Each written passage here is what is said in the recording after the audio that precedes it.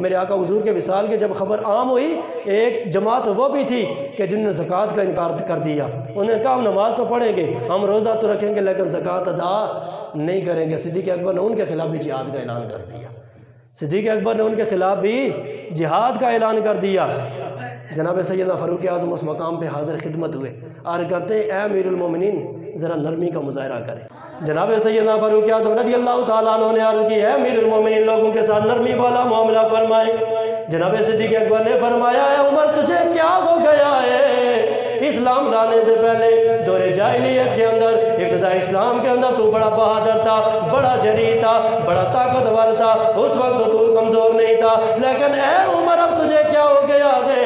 اب تیرے حوصلے کیوں پست ہو رہے گے؟ مجھے تو یہ امید تھی کہ تو میرے ساتھ تعاون کرے گا، میری سپورٹ کرے گا، لیکن تو میرے حوصلے بھی پست کر رہا ہے، تیرے اپنے حوصلے بھی پست ہو رہے۔ جناب سیدنا فاروق اعظم رضی اللہ تعالیٰ عنہ عرض کرتے اے امیر المومنین میرے آقا حضور کا فرمان ہے، رب العالمین نے مجھے حکم دیا ہے جب تک لوگ کلمہ نہ پڑھ لیں اس وقت تک جہاد کرنا ہے، اور جب کلمہ پڑھ لیں پھر ان کی جان کی، ان کے مال کی، ان کی عزت کی، ان کے خون کی حفاظت ہمارے اوپر لازم ہے۔ ان کا خون ہمارے لیے منع کر دیا گیا ہے، سوائے ادائے حق کے اس کا ذمہ اللہ کے حق ہے، اللہ ہی ان کا حساب لے گا۔ اے امیر المومنین آقا حضور کے اس فرمان کے ہوتے ہوئے آپ ان لوگوں سے جہاد کیسے کر سکتے جو کلمہ تو پڑھتے گے، نماز تو پڑھتے گے، روزہ تو رکھتے گے، زکوٰۃ نہیں دیتے، آپ ان کے ساتھ کیسے جہاد کر سکتے؟ جناب سیدنا صدیق اکبر نے فرمایا اے عمر میرے آقا حضور سرکار مدینہ نے یہ بھی فرمایا تھا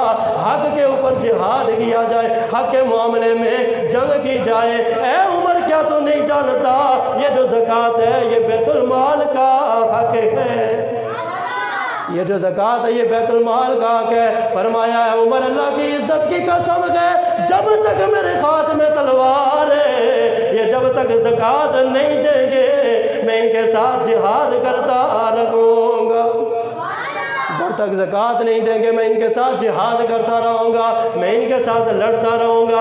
اور ایک روایت کے اندر آتا ہے جناب صدیق اکبر نے فرمایا وہ جس طرح میرے آقا حضور اپنی حیات طیبہ کے اندر ان سے زکوٰۃ وصول کرتے تھے اسی طرح میں بھی ان سے زکوٰۃ وصول کرتا رہوں گا۔ اور ایک روایت کے اندر آتا ہے جناب صدیق اکبر نے فرمایا اگر کوئی بندہ میرے آقا حضور کے دور پاک کے اندر ایک اونٹ زکوٰۃ دیتا تھا، اونٹ کے ساتھ رسی زکوٰۃ دیتا تھا، اب اونٹ تو دیتا ہے رسی نہیں دیتا، فرمایا اللہ کی عزت کی قسم ہے جب تک وہ بندہ اونٹ کے ساتھ رسی بھی زکوٰۃ کے طور پہ نہیں دے گا اس وقت تک میں اس کے ساتھ جہاد کرتا رہوں گا۔